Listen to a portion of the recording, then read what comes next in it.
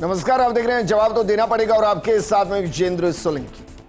चंबल अभ्यारण्य में अवैध रेत खनन और उससे जलीय वन्य जीवों पर पड़ रहे गंभीर प्रभाव को लेकर सुप्रीम कोर्ट ने राजस्थान सरकार को अहम निर्देश दिए।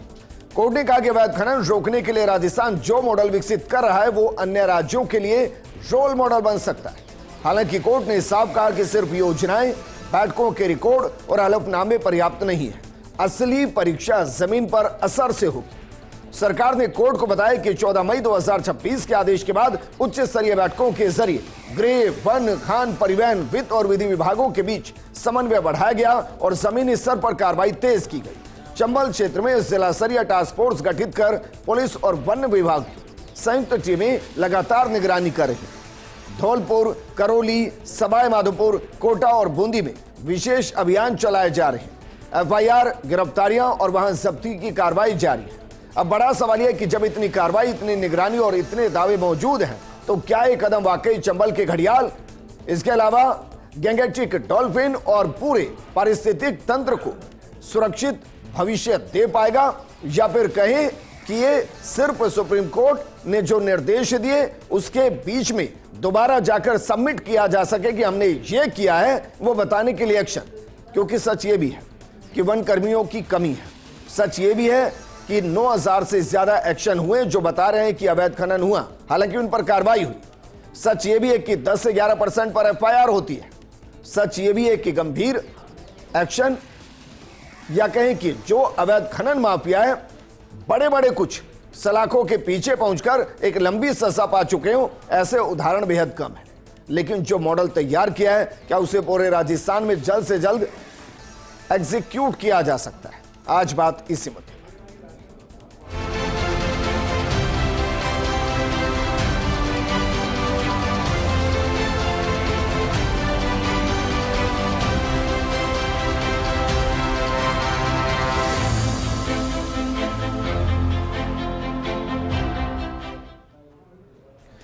देखिए, समझिए, खनन चाहे वैध हो या अवैध, दोनों में एक चीज कॉमन है, वो धरती की छाती चीरकर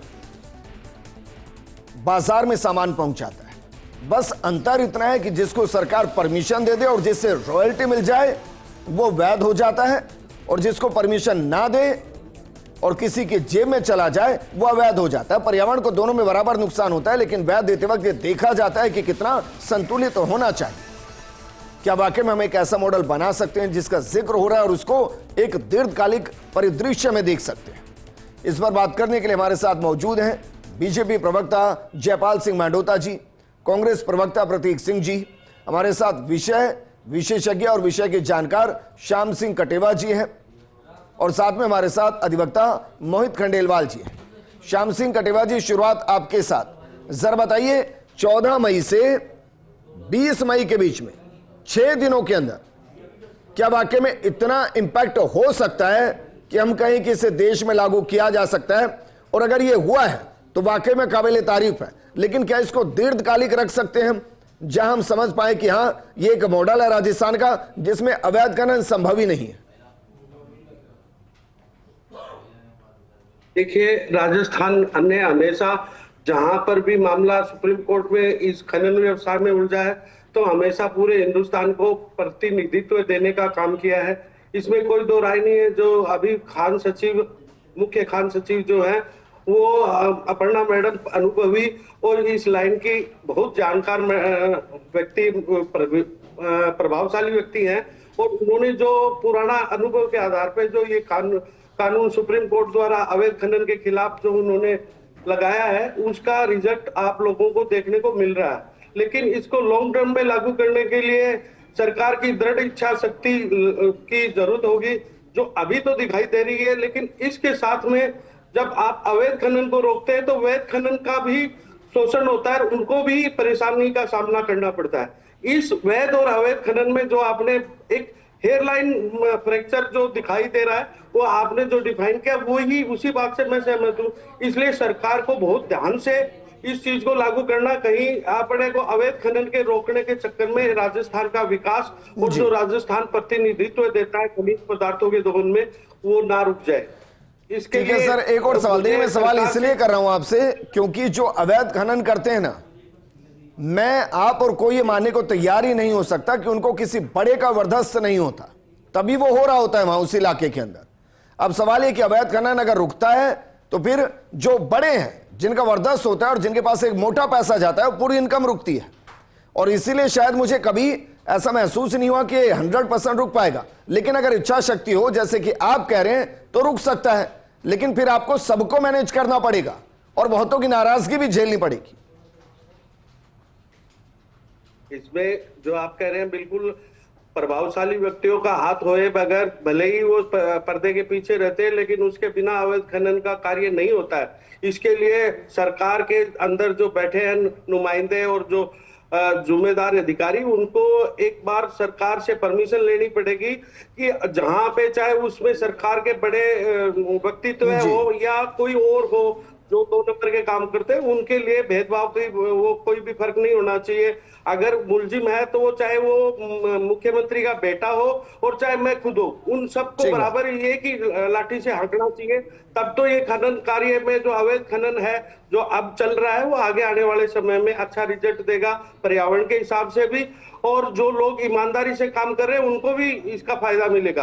अवैध खनन जैसे ही होता है, जो ईमानदारी से काम करते हैं उनका भी नुकसान होता है, सरकार को भी राजस्व का नुकसान होता है, और जो सरकार से जो लोग वोट देके और उनको अपना 5 साल के लिए चुनते हैं, उनको भी हताशा होती है कि हमने वोट दिया था और हमारे वोट की ताकत हमारे। ठीक है सर, वापस मैं आपके पास आऊंगा। जयपाल सिंह मांडोता जी, ये पायलट प्रोजेक्ट है, पूरे राजस्थान में इसको लागू कर दिया गया और इसके बाद कितना हम मानकर चल रहे हैं कि अवैध खनन को कंट्रोल कर दिया जाएगा। और देखिए, जिस प्रोजेक्ट को मैं समझ पा रहा हूं, इसमें टेम्पररी नहीं, शॉर्ट टर्म भी नहीं, लॉन्ग टर्म को इसको एग्जीक्यूट करने के लिए एक पूरा सिस्टम मैकेनिज्म चाहिए।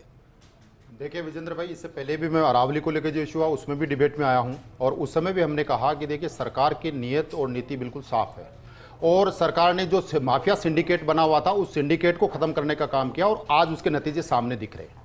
आज जिस हिसाब से राजस्थान में अवैध खनन के खिलाफ माननीय भजनलाल जी की 0 टॉलरेंस की नीति के तहत जो काम किया जा रहा है, उसके परिणाम हम सबके सामने हैं।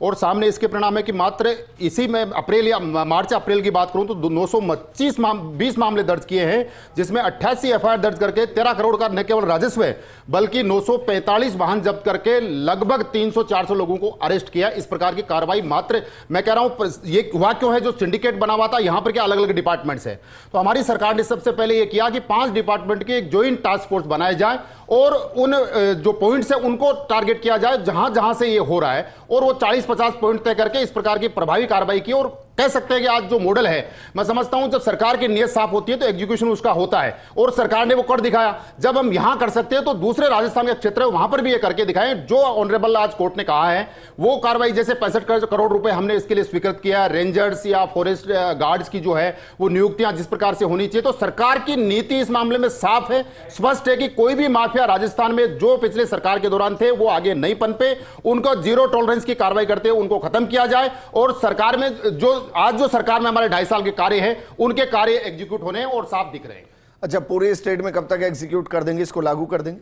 देखिए, जैसा मैंने कहा कि ये 5-6 डिपार्टमेंट की एक ज्वाइंट टास्क फोर्स है, और इन सब ने अपने अपने की भूमिकाओं में काम किया है। अब जब ये मॉडल वहां पर एग्जीक्यूट हो गया और वहां पर मैं कह रहा हूं वहां शासन और प्रशासन ने प्रभावी कार्रवाई की है, और उसके परिणाम हम सबके सामने हैं, और ये जो कार्रवाई है प्रदेश के अन्य क्षेत्रों में लागू, ये मॉडल दूसरे क्षेत्रों में लागू, इसके लिए कार्रवाई। ऐसा नहीं होगा कि सुप्रीम कोर्ट ने सिर्फ बढ़ाई की होगी, निर्देश भी दिए होंगे, हाँ, उसको लेकर सवाल भी खड़े किए होंगे, और एक नई रिपोर्ट की भी कही होगी। तो पूरा एक बार विस्तृत जरा बताइए कि एक तो ये अच्छी बात होगी भाई कि हम एक अच्छा मॉडल तैयार कर रहे हैं, इसको बाकी जगह लागू किया जा सकता है, पहले तो इसको पूरे राजस्थान में ही लागू किया जाए, लेकिन उसके साथ संशय भी बहुत है।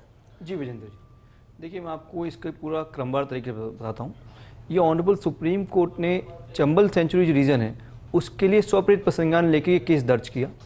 इसकी प्रथम सुनवाई 17/4/2026 को हुई, जहां ऑनरेबल सुप्रीम कोर्ट ने 11 पॉइंट्स गाइडलाइन इशू की 3 स्टेट्स के लिए। पहला था राजस्थान, दूसरा एमपी और तीसरा Uttar Pradesh. Honourable supreme court ने 11 पॉइंट्स में कहा कि आप सीसीटीवी कैमरास इंस्टॉल करें, पेट्रोलिंग टीम बनाएं, लाइव मॉनिटरिंग करें, जो व्यक्ति अवैध खनन कर रहे हैं उनसे रिकवरी करें, और ऐसा करके डिटेल गाइडलाइंस तय की। और इन तीनों स्टेट्स को कहा कि आप इसको इम्प्लीमेंट करके इसका पूरा फॉर्मूला तैयार करके हमारे समक्ष प्रस्तुत करें। प्रकरण लिस्ट हुआ 14/5/2026 को। इस दिनांक को जो उत्तर प्रदेश और मध्य प्रदेश थे उन्होंने अपनी रिपोर्ट सबमिट की, परंतु राजस्थान ने सबमिट नहीं की। इस कारण से ऑनरेबल सुप्रीम कोर्ट ने इसको बड़ा एडवर्स लिया। ऑनरेबल सुप्रीम कोर्ट ने कहा कि राजस्थान राज्य इसमें सीरियस नहीं दिखता है, और ऑनरेबल सुप्रीम कोर्ट ने डिटेल गाइडलाइंस जारी कर जो यहाँ के एडिशनल चीफ सेक्रेटरीज और कंसर्न ऑफिशियल्स है उन्हें पर्सनली तलब किया।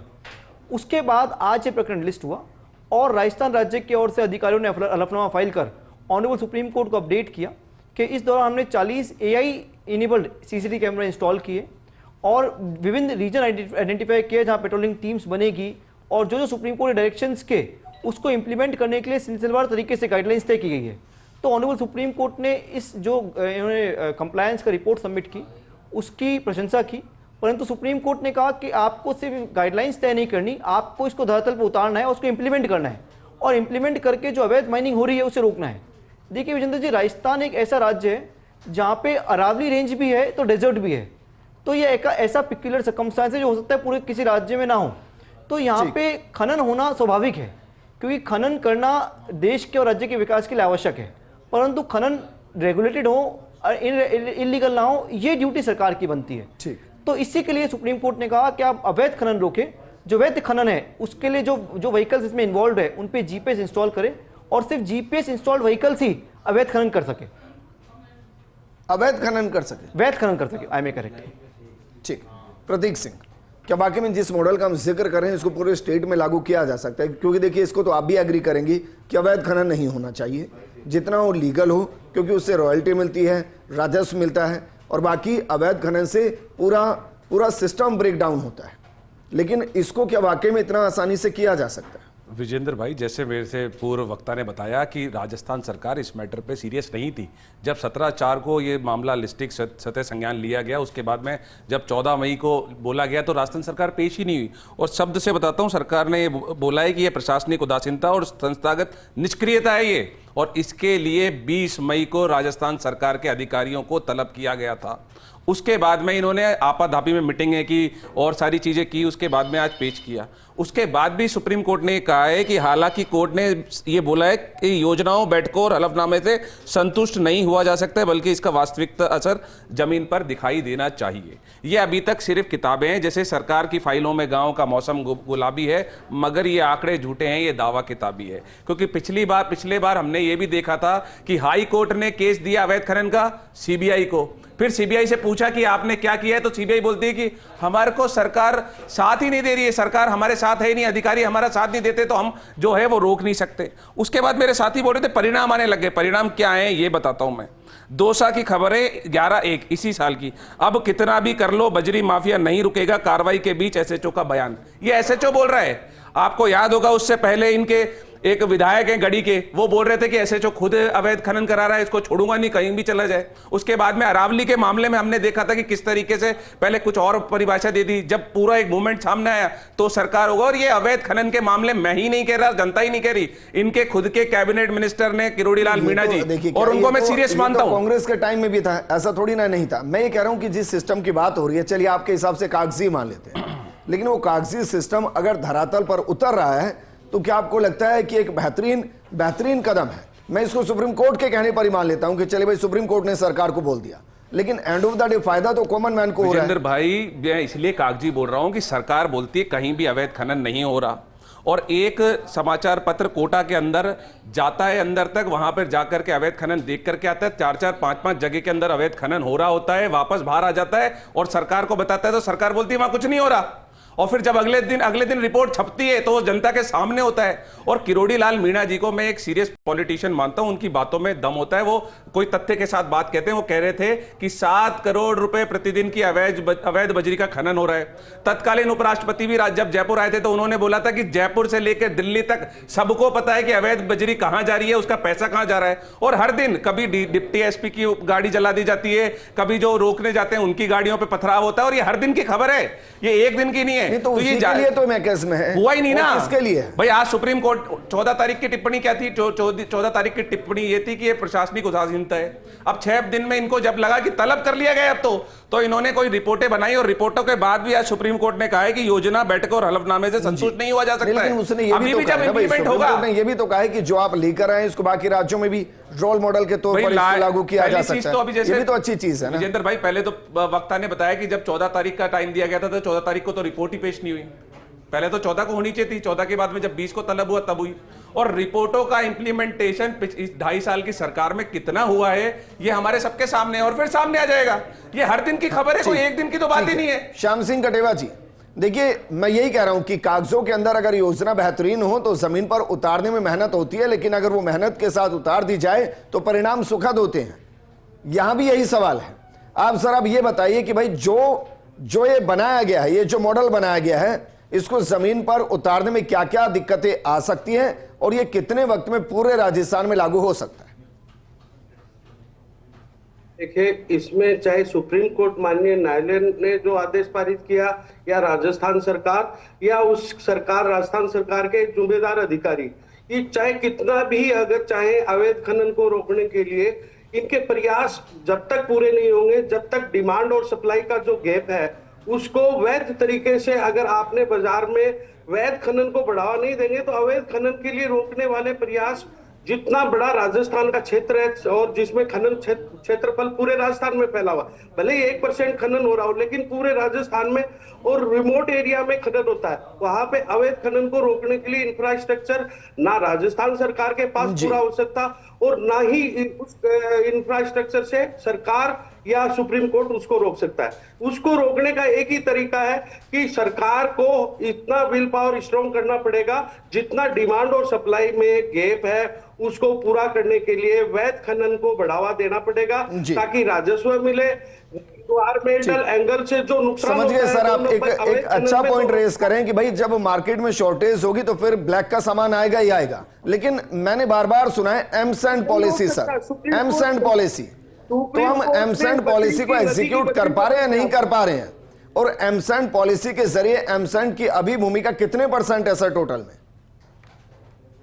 कुछ भी सर, आज भी जो एमसेंड की भूमिका जो डिफाइन की थी उसका ना तो उन्होंने लोग सरकार ने जो उनको एमएसएमई के तहत सुविधाएं देनी थी ना सुविधा दी और सिर्फ एक पॉलिसी बन के रह गई। अगर एमसेंड की पॉलिसी राजस्थान में अच्छे तरीके से लागू होती तो आज नदी की बजरी पे जो अवैध खनन का जोर है वो सारा हट जाता। जयपाल जी अब जवाब दीजिए। पर्यावरण को जो जयपाल जी, अगर एमसेंड पॉलिसी भी एग्जीक्यूट हो जाए ना अच्छे से तो भी बहुत सी चीजों का सॉल्यूशन हो सकता है, और ये तो है स्टेट की पॉलिसी।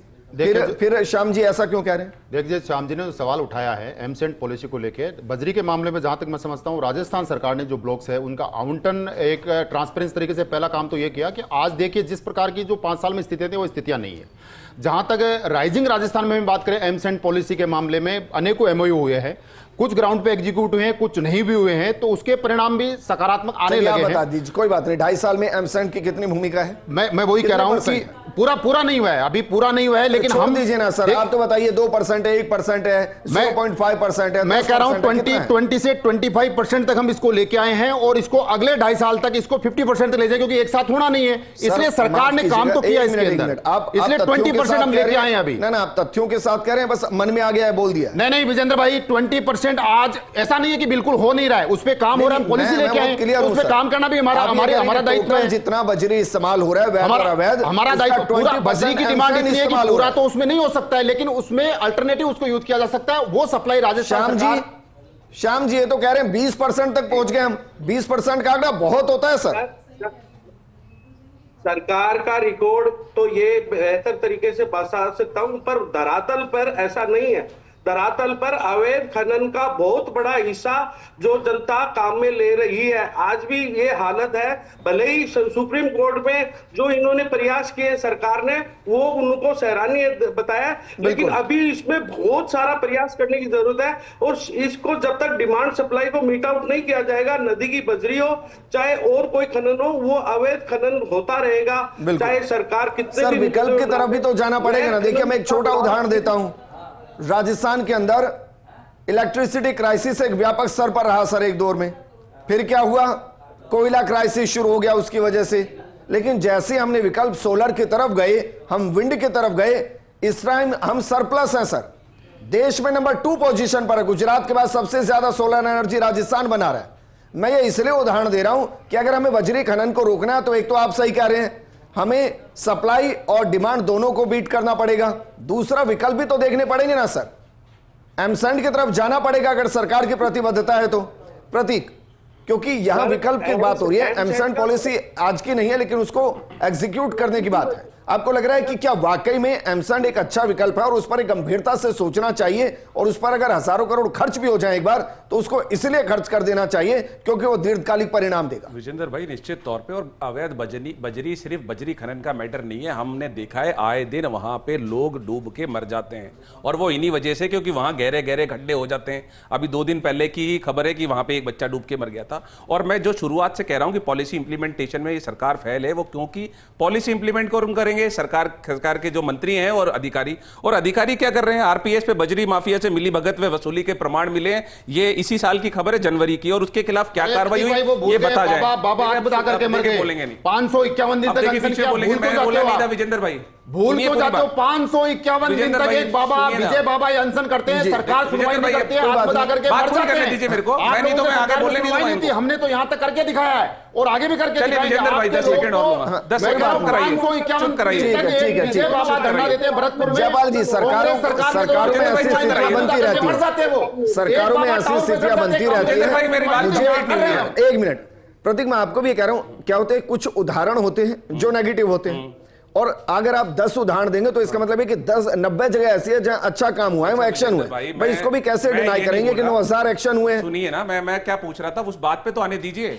जैसे मेरे पास पिछले साल की मैं भी खबर कह है, सकता हूं आपकी सरकार सुनिए ना, लोगों पे डंपर चढ़ाए गए, बोलेंगे एक करके बोल लीजिए। बाबा मर गए, एक एक करके। जयपाल जी, मैं आपको भी 1 मिनट अलग से दूंगा, आप भी बोल लीजिए। मैं ये कह रहा हूं, पिछले साल भाजपा जिला उपाध्यक्ष सहित 7 के खिलाफ अवैध खनन का मामला दर्ज हुआ था भरतपुर में। मुख्यमंत्री के जो गृह जिले, उनके खिलाफ क्या कार्रवाई हुई और आरपीएस के क्या खिलाफ कार्रवाई हुई, ये बता जाए। अगर कार्रवाई नहीं करेंगे, सिर्फ एफआईआर दर्ज करेंगे, तो अवैध खनन कभी भी नहीं रुकेगा। क्या इन दोनों के खिलाफ क्या कार्रवाई हुई ये बता दीजिए। अब जयपाल जी स्पेसिफिक बोल लीजिए। मैं निवेदन ये करना चाह रहा हूं, एक शेर के साथ में, बताइए पहले। हाँ, शेर के साथ में आपके उपाध्यक्ष पे और आरपीएस पे क्या कार्रवाई हुई है बताइए। सरकार बनाने का मौका दिया, सरकार बनाने का मौका दिया, नहीं दिया, ये बताइए क्या कार्रवाई हुई ना? कार्रवाई क्या की है बताइए। मैं तो कह रहा हूं, बता रहा हूं कार्रवाई की, बताइए। तुम जो चाहते तो बहुत कुछ कर सकते थे, कार्रवाई नहीं बताएंगे। तुम जो चाहते हैं वो जो चाहते हैं, लेकिन तुम नहीं चाहते। तुम तो ठहरे झील के पानी की तरह दरिया बंदे तो आगे निकल सकते थे, लोग मर गए, आत्महत्या करके मर गए। आपके सरकार में कार्रवाई नहीं हुई। 551 दिन तक कोई बाबा विजय बाबा धरने पे बैठे, 80% जल के मर गए। जवाब दीजिए, क्योंकि इनके अधिकारी आपने क्या कार्रवाई की? सोल्यूशन पर बात करें भाई। मोहित खंडेलवाल जी, सुप्रीम कोर्ट ने कुछ आगे भी कहा है कि भाई कितने दिन के अंदर इसको आप सेट कीजिए, पूरे तरीके से एग्जीक्यूट कीजिए, इसके एक्शन को बताइए, इसके परिणाम बताइए, उस रिपोर्ट को सबमिट कीजिए, और कैसे पूरे चरणबद्ध तरीके से आगे लागू कर सकते हैं, ये भी एक ब्यौरा दीजिए। देखिए विजेंद्र जी, सुप्रीम कोर्ट ने जो डायरेक्शंस दी है, उसके अलावा भी इस देश में बहुत ही कॉम्प्रिहेंसिव लॉ है जो माइनिंग को डील करते हैं। माइंस मिनरल्स एक्ट है, एनवायरमेंटल प्रोटेक्शन एक्ट है, वाइल्ड लाइफ प्रोटेक्शन एक्ट है, उसके अलावा सेंट्रल गवर्नमेंट की मिनिस्ट्रीज बनी हुई है, गाइडलाइंस बनी हुई है। मुझे सुप्रीम कोर्ट ने यही कहा, स्व प्रसंज्ञान नहीं लेना पड़ता। जी, सुप्रीम कोर्ट ने यही कहा कि जो डायरेक्शंस हमने दिया और जो लॉ है उसको इम्प्लीमेंट करे। जो लोग अवैध माइनिंग कर रहे हैं उनको पकड़े, उनके खिलाफ आप मुकदमे दर्ज करें, उनके व्हीकल सीज करें। तो ऑनरेबल सुप्रीम कोर्ट ने कहा कि जो गाइडलाइंस हमने दी है उसको आप इंप्लीमेंट करके धरातल पर एक फर्दर एफिडेविट हमें फाइल करें, जिससे कि हम देख पाए कि कंप्लायंस क्या हुआ है। और ऑनरेबल सुप्रीम कोर्ट ने इस प्रकरण को बंद नहीं किया है, प्रकरण चालू है। ऑनरेबल सुप्रीम कोर्ट आगे भी इस इंटीरिम ऑर्डर्स पारित करता रहेगा। ठीक है, शुक्रिया हमारे साथ जुड़ने के लिए। जयपाल जी शुक्रिया, प्रतीक जी शुक्रिया, और श्याम जी आपका भी बहुत शुक्रिया हमारे साथ जुड़ने के लिए। राजस्थान सरकार ने एक मॉडल तैयार किया है। सुप्रीम कोर्ट ने कहा कि इसको पूरे देश में रोल मॉडल के तौर पर लागू किया जा सकता है। हम ये उम्मीद करते हैं कि जो मॉडल तैयार किया है वो धरातल पर आए, मजबूती से उसके इंपैक्ट नजर आए, पूरे राजस्थान में वो एग्जीक्यूट हो, और जो अवैध खनन का दंश है उससे कम से कम राजस्थान निजात पाता नजर आए, ये हम उम्मीद करते हैं। इस प्रोग्राम में फिलहाल इतना ही। नमस्कार।